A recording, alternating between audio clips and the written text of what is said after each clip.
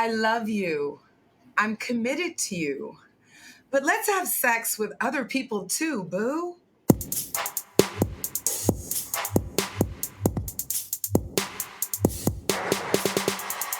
What is up, sapiosexuals? Thank you for turning on Sex in South Beach with America's sex educator, Dr. Sanjaya. So, the sex situation we're getting into today is all about being married, but not monogamous. And we have a sexuality superstar in the house here to help us penetrate this increasingly common situation. Thank you so much, Marla Renee Stewart, owner and CEO of Velvet Lips Sex Ed, co-founder of the Sex Down South Conference, and co-author of The Ultimate Guide to Seduction and Foreplay. Thank you, Marla, for being here. Yes, thank you so much for having me. I'm happy to be here.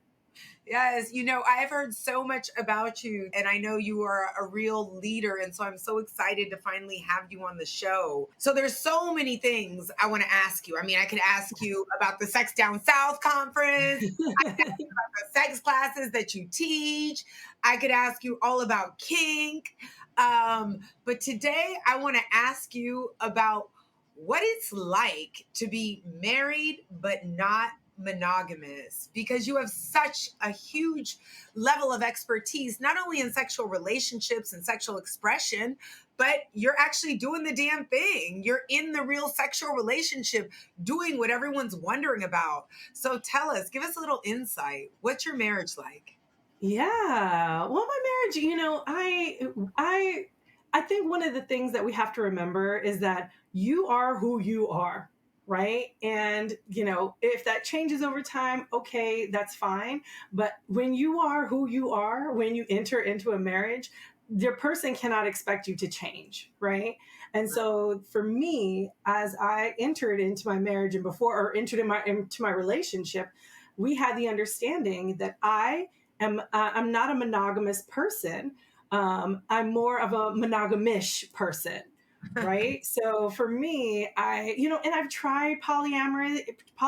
I did polyamorous relationships. I was like, this doesn't work for me. I've tried swinging relationships. I was like, nah, it doesn't really work. I love swingers. I love hanging out with them. I love teaching them.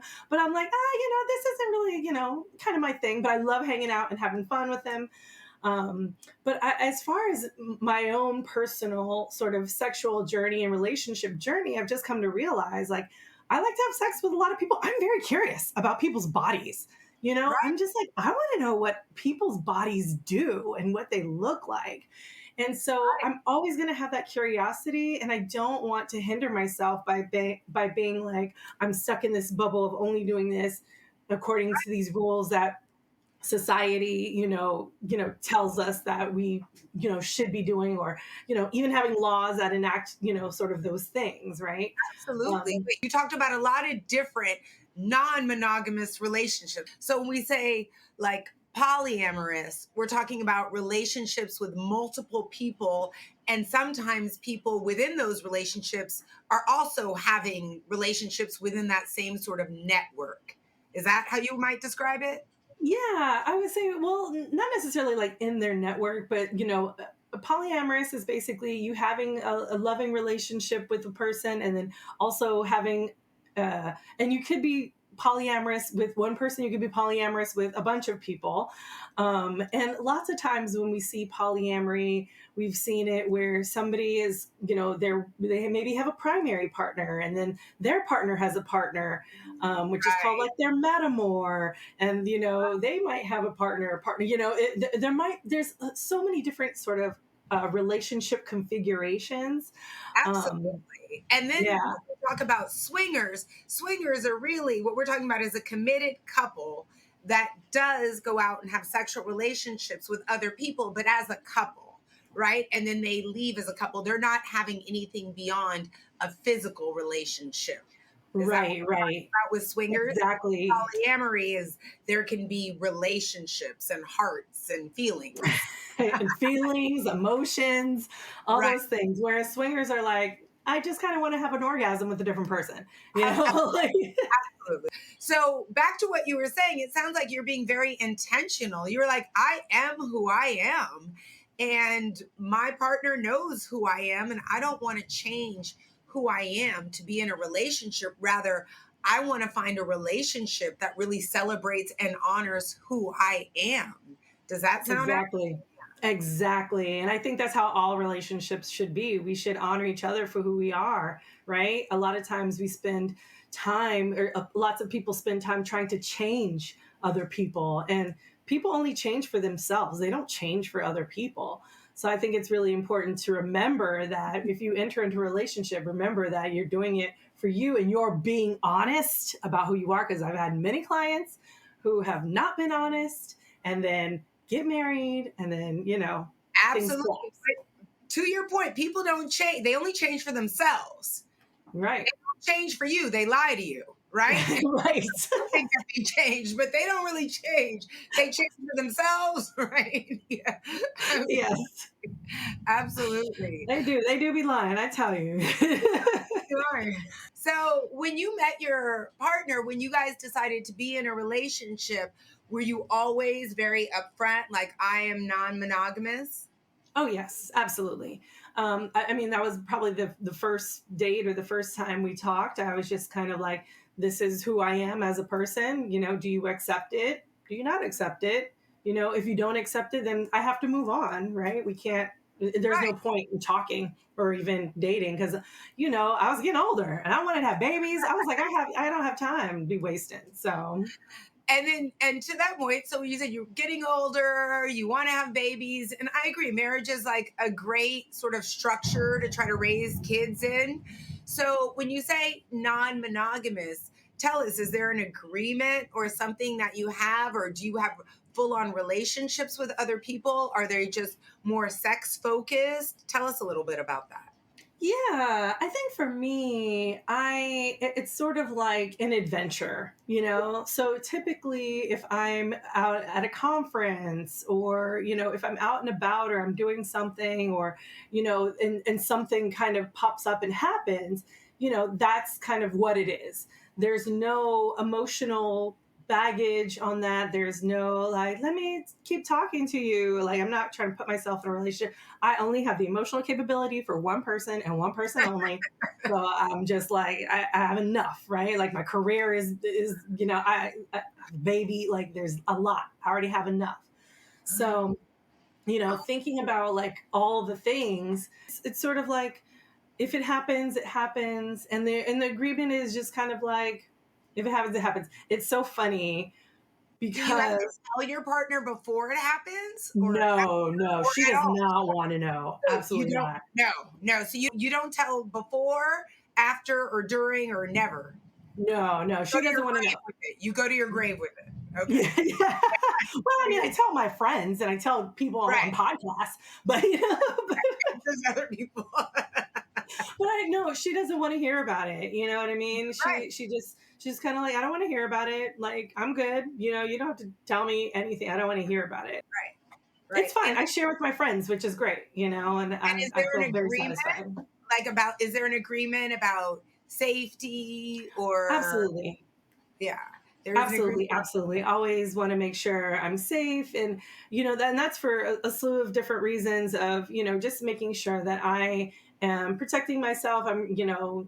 Other people are being protected. However, I just want to ensure that like, yeah, we are very much committed to our safety and our sexual well-being. Absolutely, because you love yourself, right? Hmm. Yeah. And also, you know what I love about this discussion is because I think for many years, um, we've always known that people in like non heterosexual focused worlds can have alternative agreements. But now all of these heterosexual couples are coming out saying, hey, you know what? Maybe we can learn something from them. And I can remember I had a friend, he and his partner had an agreement. They were monogamous unless something that just was just so irresistible. And it was like you could get 2 passes a year. Ah, The right. passes, the hall So passes. I loved that they found an agreement that worked for them. That was their agreement. And I've also had friends who were like, yeah, my partner can do whatever they want to do. I really have no desire to do anything. Yeah, That's, that's you the know, same with us. yeah, but I want my partner to be satisfied and fulfilled and to be able to fully experience themselves. Yeah. Yeah, absolutely. Yeah, my partner is. Yeah, I keep being like, if you want to do something, go ahead.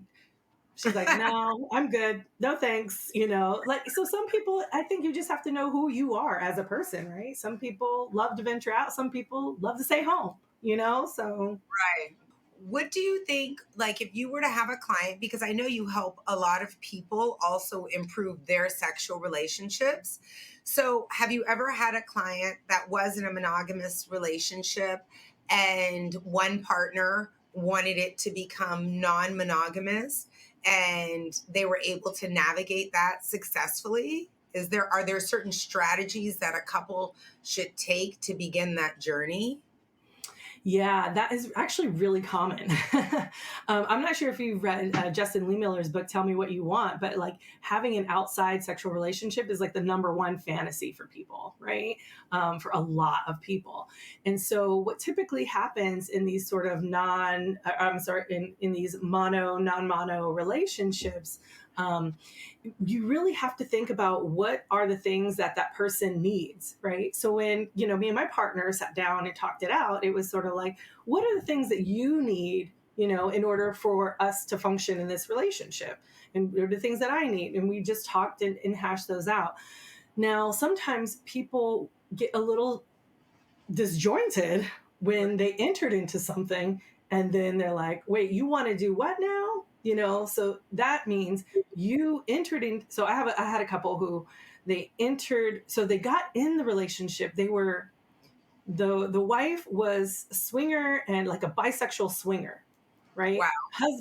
The husband fell in love with her, was like, oh my gosh, I have like the best wife in the world. Like, Right. they get married. She basically stops her, sexuality, having sex with women. She stops.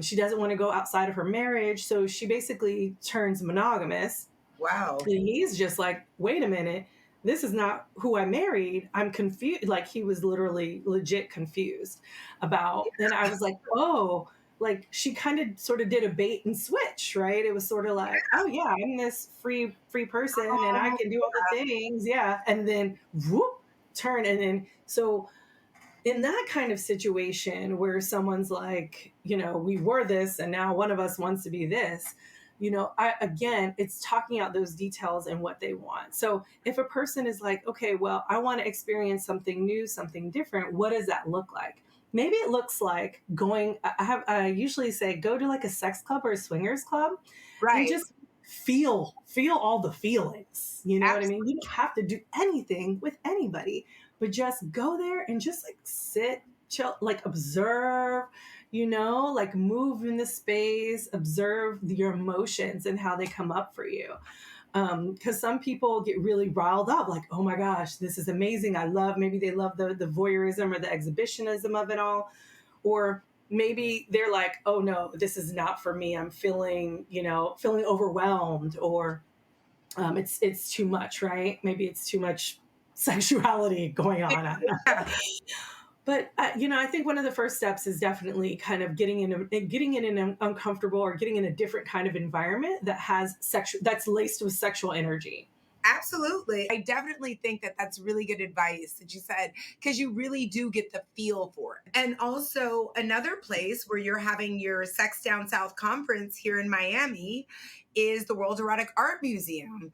And I think that's a great place for people to sort of get engaged in a very, air quotes, like vanilla environment, because it's really like sexual culture and art Absolutely.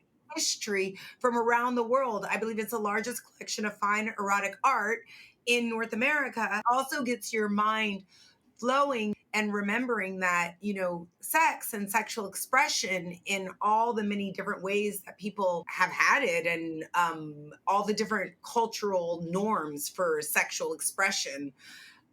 It gives you time to spend some time with it and think about it and consider it and realize that sex is really an important part of our history. Obviously, none of us would be here, but that diverse sexual relationships have always been going on as well. And here Absolutely. we are, like, still touting this thing like monogamous relationships are, here, and they might be for many people here to stay. But what we've seen from the data, I think it's over 20% of Americans have participated in a non monogamous relationship, and many more are open to exploring it. And Right. so I think it's time for people to have a healthy conversation about what this looks like. And I love that what you said, you wanted to get married because you wanted to have kids, you wanted all of that, and that having a non monogamous relationship it's not mutually exclusive to having Right. a family and a Right. solid community influence. Like, you can still be on the PTA at your kid's school, Right. still volunteer on those field trips, God help you, and do these things, even though your marriage may not fit into what are sort of old school norms. Because I'm 10 years into the parenting game. I don't know how many years you are into it. Two.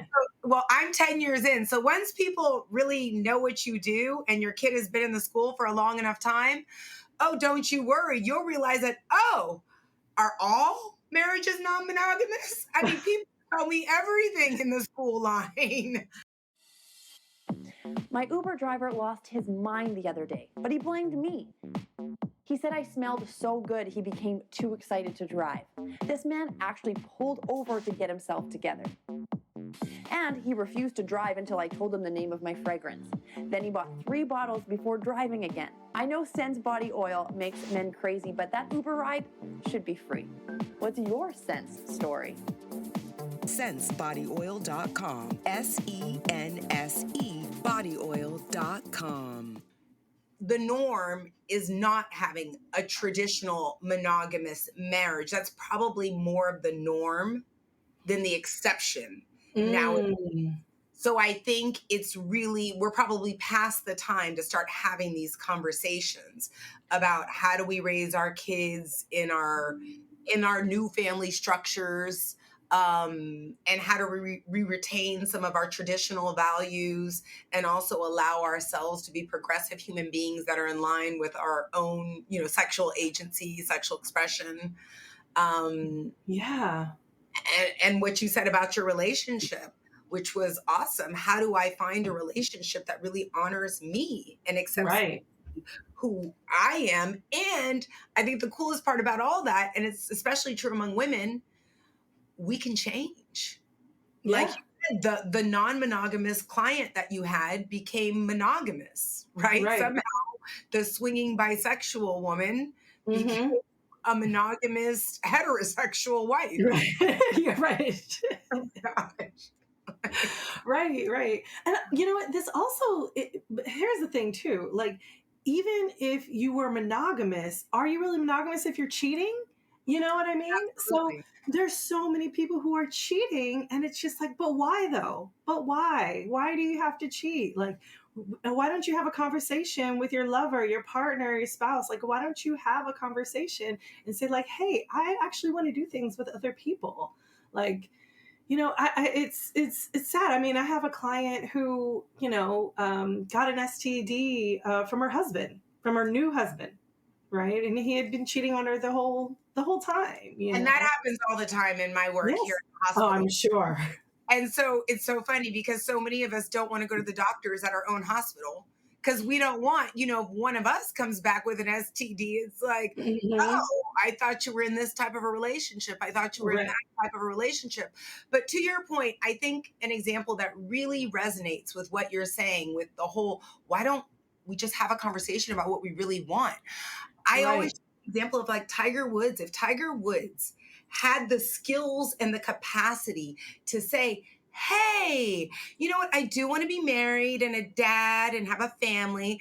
And I'd also like to have sexual relationships with multiple women in different locations but I don't want it to be public. I really just want to keep Right. my private life private. And remember, if you marry me, you'll be a billionaire. I think a lot of women would have raised their hands and said, Oh yeah. me, just Right. me. But we haven't created this healthy paradigm in society that empowers people to authentically express what they Right. want sexually and who they are. And so that's why I think having this conversation with you and the work that you do is so important. um Yeah. And I have a friend who was monogamous, but then basically was like, actually, I think I'm polyamorous, right? And so, she had to come out to her husband and be like, hey, I think I'm polyamorous. I'm not monogamous. Like, how do you feel about that? Can you work with me on that? And, they tried working it out, but honestly, it just didn't work. So that's also like when you change in a relationship, you also have to think about the repercussions. And I think dealing with the repercussions and the consequences is better than lying to your partner and to yourself. You know what I mean? And to other people about what's going on in your relationship. So that's, I think that's one of the things that people don't want to think about, don't want to tackle, the conflict avoidant, and that just can't happen when you're thinking about non-mono relationships like that. Absolutely. I 100% agree with you, because there comes a point in your life and you're like, I wasted so much of my life pretending to be someone else, to please someone else. And at Hmm. the end of the day, it's true. You may be authentic and your partner may be disappointed. That's absolutely true. They might not say, okay, I'm down with this. They might be disappointed, but at least you're not disappointed in yourself. I would say, like, he could be mad at me, but I'm not going to be mad at me. So I was Right. like, I'm going to have to tell him how I feel about this, because he might be mad at me, but if I don't, then I'm going to be mad at me. And Right. who's going to fix that? Right. Like, who's here to help save me from me? And Right. I think the work that you're doing, that I'm doing, that we're trying to do is like, it's okay for you to be whoever you are sexually. Hmm. And I definitely want to have you back on the show to talk about kink, because I think that's Oh another yeah. area where people want to introduce some kink. I say a lot of times with my clients, they've been together sometimes for decades, and someone is still fine with their 18-year-old sex, and the other person's like, hey, I've learned a couple of things. I heard about some things. I saw it. Could we please try it? And they're like, no, I can't believe you're not satisfied. Right. Doing when I was 18. Um, Right. and it's really, really about sexual evolution. I think, Absolutely. More people are kinky too, so these days. yes, are kinky. And then I think also with what I've learned about non-monogamous marriages is sometimes people really love someone who might not have the same kink as them, but they can Mhm. go and get that kink filled Absolutely. in a relationship external to their marriage, and then stay married and feel completely fulfilled, and everybody's on the same page about what's going on. Absolutely. Absolutely. Yes. That's me right there. There you go. And I think at the end of the day, I mean, isn't that what we all want? Just someone to love us for us. Right. Me, my Exactly. perfectly imperfect self with my weird preferences or kinks. Right. But you love me anyway. Thank you. Exactly. Exactly.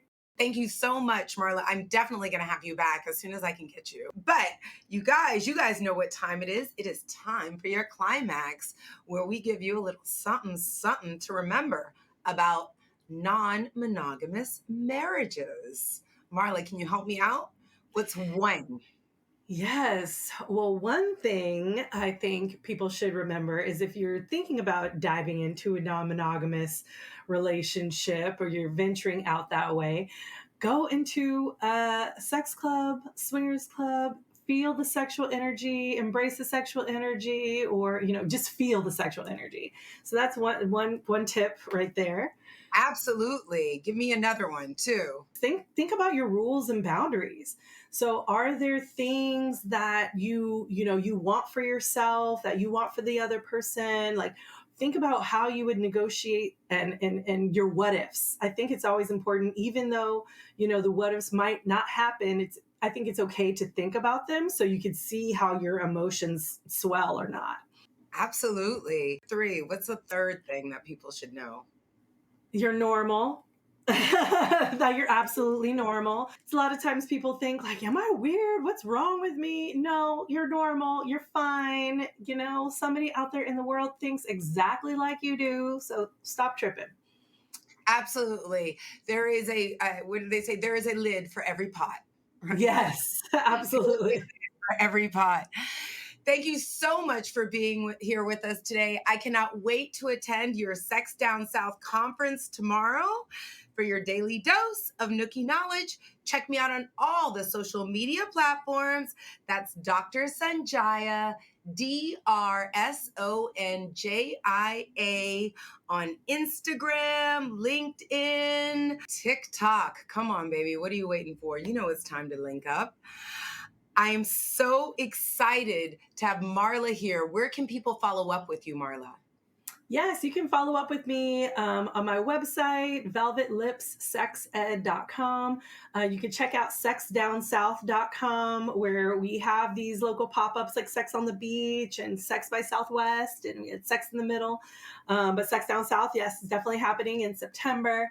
And then you can also, if you're into kink and you want to have some discussions, we have raceandkink.com.